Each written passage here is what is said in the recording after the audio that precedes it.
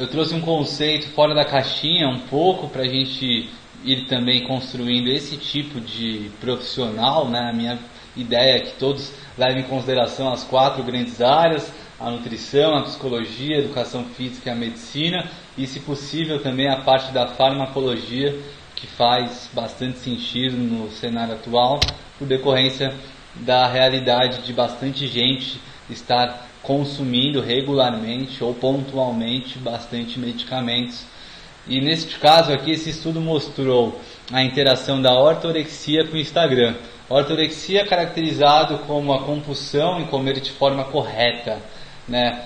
É diferente de você falar para um atleta, mesmo que às vezes alguns atletas tenham também quadros de ansiedade, de depressão, não só pela compulsão em comer correto, mas pelo compromisso com o objetivo. Isso gera sobrecarga, às vezes pelos usos de esteroides anabolizantes, falando de atletas fisiculturistas, né? Às vezes também pelo julgamento, pegando atletas que têm mais exposição do seu físico, sei lá, um nadador, coisas do gênero, até modelo, podendo colocar aí, que tem que estar dentro de uma composição que fique compatível com aquilo que é mais vendável e mais exigido, atores, coisas do gênero. Então a compulsão em comer de forma correta é quando você não consegue flexibilizar isso na sociedade. Então você não consegue comer outra comida fora da sua casa, porque aquela comida pode ter sido feita com óleo, por exemplo. Sabe esse tipo de conceito de que na verdade há uma extrapolação da informação? Você vai no restaurante e você fala: poxa, eu não vou comer fora de casa porque não sei o tempero que está sendo feito. Mas na verdade é um pré-julgamento, sendo que tem vários tipos de restaurantes, opções, que certamente tem bastante cuidado nesse sentido, e na verdade é uma implicância no medo de comer algo fora daquilo que é considerado perfeito, né? Então, poxa, eu vou tomar só água com sódio baixo e pH alto porque eu não vou tomar outra porque eu acredito que aquilo é o melhor para o meu físico. E muitas vezes todas essas concepções são errôneas, né? E aí, consequentemente, temos que ter bastante atenção nessa situação. Então, das redes sociais, o Instagram é mais correlacionado à ortorexia. É difícil você ver alguém prescrevendo a jacada, e quando prescreve a refeição off, é no sentido também de conseguir likes e coisas do gênero. Então, normalmente, né, o Instagram ele traz a realidade que quer ser mostrada.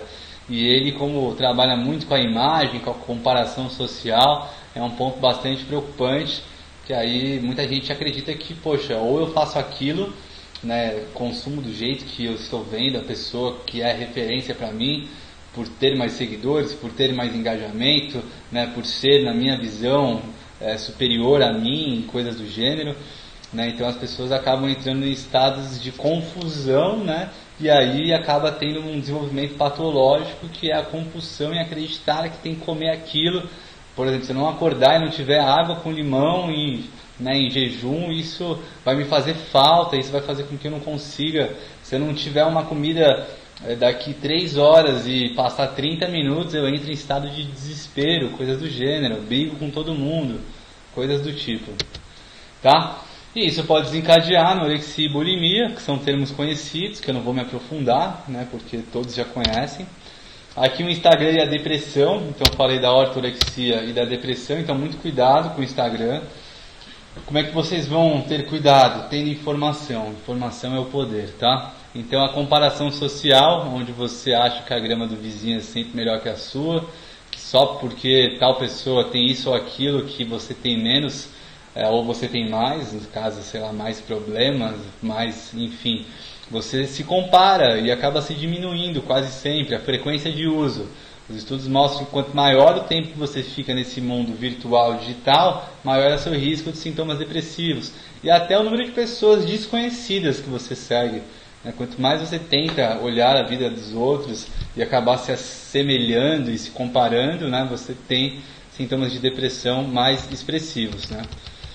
Aqui nós temos o tempo de exposição ao Instagram. Normalmente você tem aqui então, quanto maior o tempo de exposição, maior é o risco de depressão, porque ao invés de você estar prestando atenção em você, você está tentando ver o que o outro faz.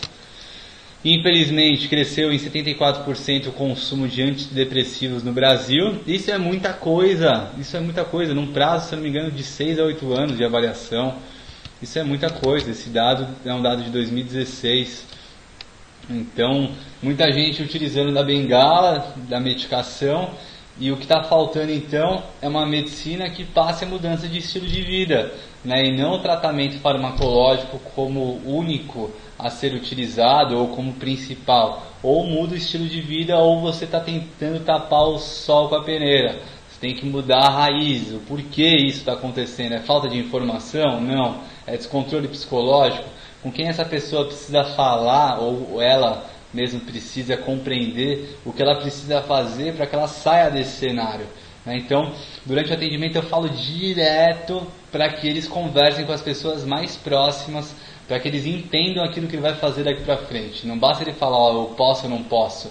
A ideia não é essa. A ideia é que fique algo um pouco mais claro, mais leve e mais fácil de ser conduzido, e até contagie aqueles que estiverem ao seu redor, porque eles vão perceber que na verdade eles podem ter uma alimentação diversificada, mas adequada em quantidade, e precisam ter um estilo de vida bom. Tem que ter organização na vida, o exercício físico é uma necessidade.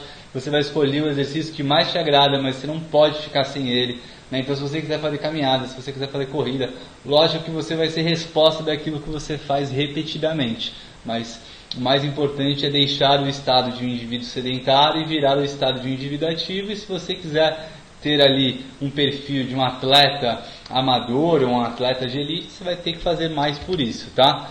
Aqui trazendo um pouco mais do Instagram, eu achei muito interessante esse estudo que ele mostra os preditivos, os marcadores preditivos para a depressão.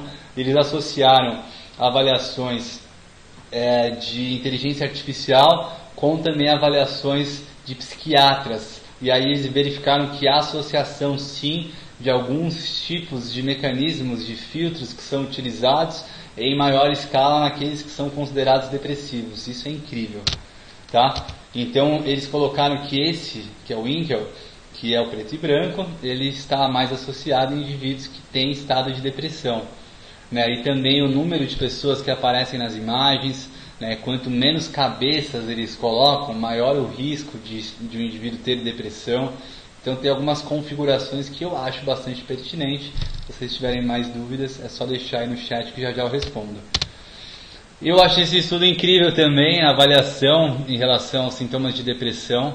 Então, um indivíduo depressivo, que aí a depressão, ela é uma síndrome depressiva maior, ela não é o estado de distimia, que é uma depressão com característica diferente, tá? Em outro momento eu posso me aprofundar, ou mesmo no chat se alguém me perguntar.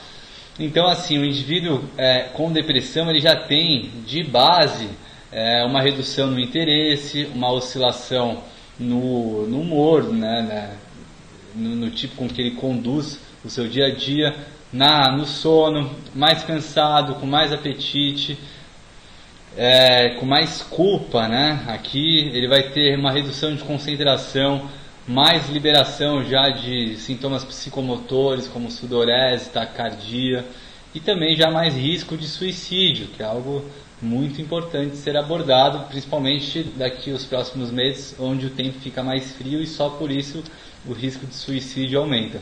E ao terem um estresse, por exemplo, bateram meu carro, e aí você já vai receber essa informação, você vai ter uma magnitude de elevação dos sintomas de depressão muito significativa. E eu vou trazer para cá, né? O apetite é muito expressivo e a fadiga é muito significativa. E nós sabemos que se você aumentar o seu apetite e reduzir a sua disposição, aumentar a sua fadiga, você vai ter um ambiente propício para você desenvolver o acúmulo de gordura corporal e ainda mais sintomas de depressão. E só para vocês saberem a magnitude, eu chamei a atenção da fadiga e do apetite, só que o psicomotor agudamente é o que mais sofre resposta. Então o indivíduo depressivo, ao receber algum tipo de situação estressante, ele transpira, ele fica com taquicardia, com sensação de angústia, né? E às vezes a falta de sono, né? A insônia é bastante recorrente, temos que ter atenção, tá? Essa é uma realidade, eu gosto de abordar, né? Na verdade aqui a depressão ela pode levar a partes ter uma pessoa que se suicide, então a cada 40 segundos avaliando todo mundo, e 76% são os homens. Eu acho que tem muita associação com aquela posição social que o homem ainda acaba acreditando que deve ter como principal propagador do que precisa dentro da casa, né? Ser aquele que tem a expectativa de ter um retorno financeiro significativo e coisas do tipo, né? Então nós temos que ficar atentos, porque foi já reforçado que os antidepressivos no Brasil cresceram muito. Aqui, em relação aos estudantes de medicina, e aí eu coloco os policiais, a galera que está na parte de frente da sociedade em relação aos cuidados de saúde, de segurança, e os nutricionistas estão encaixados junto com os estudantes de medicina, eles tendem a ter mais sintomas de depressão, né? Porque nós temos uma das possíveis associações é a fadiga por compaixão, né? Que é quando você tem tanto envolvimento com o resultado do próximo que você acaba tanto tendo a satisfação por compaixão quando o resultado é conquistado, só que você tem a fadiga quando aquele indivíduo não consegue atingir o objetivo. E às vezes não é por culpa sua, só que você está tão envolvido que você pode desenvolver uma sobrecarga quando você tem um volume significativo de fadigas por compaixão, né? E desenvolver até um estresse, falar, não vou fazer mais isso, eu fiquei louco, eu gritei com a minha mãe, nunca fiz isso na vida, consequentemente, o que está acontecendo? Eu estou perdendo a linha, né? E isso tem relação com o estresse, né? Então a gente tem que ter atenção a isso. E infelizmente só 15% procuram tratamento psiquiátrico. E isso é um ponto que precisa ser levado em consideração, porque muitos se acostumam ao estado que está, né? E acabam não percebendo que precisam mudar, porque o estado que estão não é o estado adequado, é o estado que se acostumaram, e por principalmente estarem ali na linha de frente, esses profissionais acham que eles não podem parar, né? Que eles precisam estar cuidando dos próximos e não serem cuidados, porque eles precisam se autocuidar para poder continuar a conviver com a situação de estar ali envolvido com o próximo, e aí podemos ter a fadiga por compaixão. Mas todos esses profissionais normalmente eles são muito apaixonados pelo que fazem, né? E por isso que a satisfação por compaixão compensa todo esse estresse, e a pessoa não quer sair dentro desse cenário, como pode ser o caso de muitas pessoas. Distúrbios de depressão, né? Nós temos aqui, caso você não tenha clareza, é legal para conversar com o paciente. Tristeza profunda, distúrbio de sono, pensamento negativo, desinteresse e apatia. Tem uma palavra melhor que chama desapego, né? O desapego é aquilo que tanto faz para mim, se fizer ou não fizer algo. Aí você encontra casos de pessoas sujas, né? Desorganizadas, alimentação também super precária, e com isso tem esse desapego à vida, né? Aí a pessoa para de se arrumar, aí até aqui tem a baixa autoestima, né? O desleixo com a aparência, que eu ia citar, dores físicas, aquela dor psicológica, psicossomática, né? Que aí muita gente depressiva acaba sentindo, a fibromialgia, por exemplo. O isolamento, que é a desmotivação para fazer qualquer coisa, prefere ficar no quarto o dia inteiro, né? Prefere não conversar, tenta fugir das outras pessoas. A rejeição, no sentido de sensação de rejeição, né? De tipo, eu sou inferior aos outros. A irritabilidade, né? A dificuldade de se relacionar, de conviver com a sociedade. O choro frequente, onde a pessoa ela já está tão chateada e explosiva com ela mesma por dentro, que basta às vezes um gatilho que ela já demonstra que ela está ali dentro de um cenário endógeno, que às vezes não há possibilidade de termos clareza pelos aspectos físicos, que ela está super depressiva, né? Falta de vontade de fazer atividade simples do dia a dia, então, não quero tomar banho, às vezes o banho vira uma sensação de depressão. Não quero levantar da cama, não quero arrumar minha cama, não quero fazer comida, não quero falar com ninguém, não quero trabalhar, não quero estudar, eu quero deixar o dia passar, eu quero dormir o dia inteiro, porque isso vai me aliviar. Você entende o que eu estou falando? E as mudanças bruscas de comportamento, do nada a pessoa começa a ficar brava por alguma situação que não deveria ser conduzida dessa maneira. Então, muito cuidado.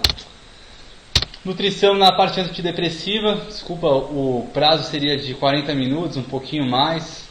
Então, no máximo em 10 minutos a gente acaba a aula e deixo à disposição para o esclarecimento de dúvidas. De forma rápida, o triptofano e a piridoxina são os principais nutrientes envolvidos dentro do controle de redução de depressão, né? Mas lógico que existem vários outros fatores, né? Então, o triptofano, aqui está bem claro, né? Ele sofre a ação da triptofano hidroxilase, formando 5-hidroxitriptofano, 5-HTP, né? Que é uma molécula que a gente acaba às vezes até modulando na forma de prescrição. Aí você vai ter a ação da 5-HTP descarboxilase, e aí você vai ter a ação aqui também da piridoxal fosfato, né, que vem da piridoxina. Isso vai formar a molécula de serotonina, que é a 5-hidroxitriptofano, né? Então aí você tem depois a acetiltransferase formando a N-acetilserotonina, e você vai ter estímulo tanto para a produção de melatonina quanto também para a redução de sintomas de depressão, anti-inflamação. Todo o mecanismo de redução de depressão envolve desinflamar seu corpo, por isso que emagrecer é importante. O exercício traz uma inflamação positiva e uma desinflamação muito grande após a sessão de treinamento. O sono, ele anti-inflama, ou se for maltratado, ele inflama. Os radicais livres, o ciclo circadiano, você tendo a liberação de cortisol no momento certo, que é importante, termos mais disposição, sairmos do estado de vigília, entrarmos no estado de alerta. E a B6, só para passar rápido, sofrendo a ação da piridoxina oxidase, daí você vai ter o piridoxal quinase, formando piridoxal fosfato, e isso vai influenciar principalmente nesse sintoma de antidepressão, redução de dores, mecanismos de saciedade e ingestão alimentar como desfecho este esperado. Coloquei aqui esses dois principais alimentos, mas existem outros que também são fontes de triptofano e B6, então vamos destacar aqui os grãos integrais, desde a aveia, que é muito falado, o arroz, a quinoa. Vou acrescentar também aqui as leguminosas, grão de bico, milho, ervilha, lentilha, os nuts, todas as oleaginosas, então amendoim, castanha do Pará, castanha de caju, nozes, amêndoas, avelã, as frutas, sem exclusão, pode ter frutas consideradas mais altas em calorias ou índice glicêmico, como abacate, manga, coisas do gênero, os vegetais todos, os produtos lácteos, que eles agem inclusive nesse sistema GALT lá do começo da aula. Então a deficiência de cálcio, que o cálcio ele é significativo através dos produtos lácteos, faz com que você tenha uma diminuição, uma modulação do GNA-GALT, e você tenha até a redução da eliminação de gordura nas fezes pelos complexos insolúveis formados pelo cálcio.